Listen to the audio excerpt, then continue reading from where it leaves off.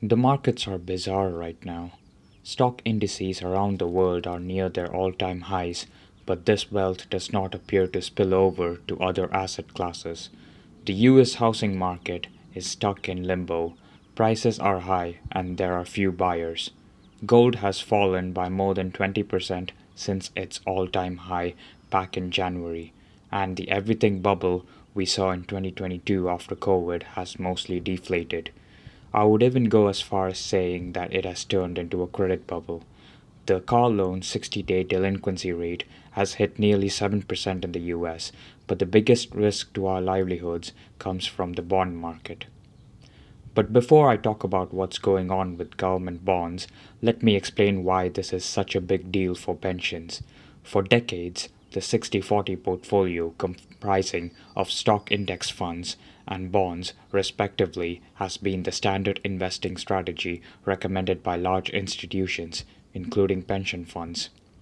This was seen as a sensible thing to do, diversifying all the invested money into economic growth and funding for governments to develop their countries. US Treasury bonds, especially, were seen as the safest option to park money in and get guaranteed interest income. But something changed in the last couple of years that has broken this model, putting 40% of pension funds' values in bonds at risk. This changes investor confidence in government bonds. Over the last 2 years, the bond yields of many G7 countries have risen significantly over post 2008 levels. Bond sales occur within an auction system where the lowest interest rate bidders are sold the bonds first. But because institutional investor confidence is low, there are fewer buyers and they are demanding higher interest. It also doesn't help that governments are asking for more and more money every year to fund their deficit spending habit, leading to a self fulfilling vicious cycle of ever growing interest rates. But say if the US government is a reliable debtor, then higher interest rates are good for savings accounts and bond pension schemes, right? Well, it's probably an alright deal for those just starting to put money into their pensions now, but even this may be at a loss because of high inflation.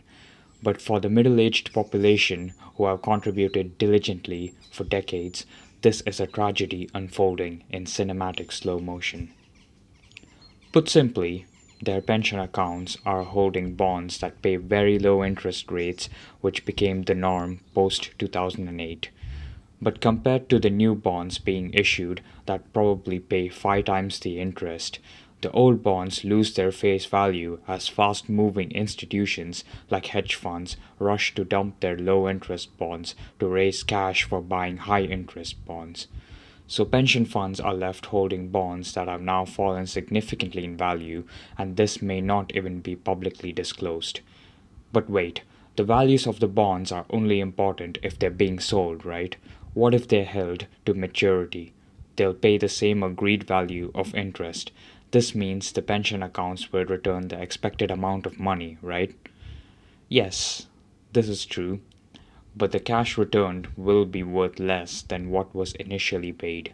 The interest paid for other bonds are way below the current rate of inflation, even if the core PCE metric is used to hide inflation of essentials like food and energy. So savers end up losing money in real terms every single month. And let's not forget that to pay the higher interest on new bonds, governments cannot lower their deficit spending, so the money supply will continue to increase. Just last year, the US dollar money supply grew by about 4.5%, even higher than the rate of inflation. So good luck buying anything in a few years from now with 0.5% of interest income from a bond purchased 10 years ago. But stocks are up. This is why most people's pension funds are doing so well at the moment. But what I'm about to say may be blasphemy. Stocks cannot keep going up forever. It's insane how leveraged the stock market has become because of AI. Recently, it was reported in the Financial Times on how young people in East Asia were going into debt to buy AI and semiconductor stocks. They're not the only ones piling into stocks. Basically, everyone with a pension account is. Nowadays, most pension plans, those that invest in stocks, they auto-invest into the S&P 500, and AI companies now make up 45% of the market value of the S&P 500. These astronomical AI company valuations will be discussed in a future video, but the key takeaway here is that the stock market is doing the heavy lifting for generating market returns, and it doesn't seem like it can soak up much more money. This is because historically the stock market was not meant to be the main asset class for preserving wealth. That's what bonds and property are for. But these asset classes are crumbling, so everyone is relying more on outsized returns from companies that have yet to make a profit from their significant AI investments. But wait, all is not lost yet. What the new Fed chair wants to do uh, can mitigate the old low interest bond problem. The Federal Reserve has indicated that it wants to fight inflation, and to do this, they may raise interest rates. Whether they actually do this or not is not the most important thing for bonds. What's important is whether the bond investors buy the story of the US having a rational fiscal policy, specifically whether the government will be able to pay the money back without high inflation. And the Fed policy seeks to address this to get more buyers. So the next question to ask is, will they be able to pay the money back? If you take one look at the current budget deficit and the interest payments on existing debt, the answer is a resounding no. The US has to refinance $8 trillion worth of debt this year and finance an additional $2 trillion of new debt.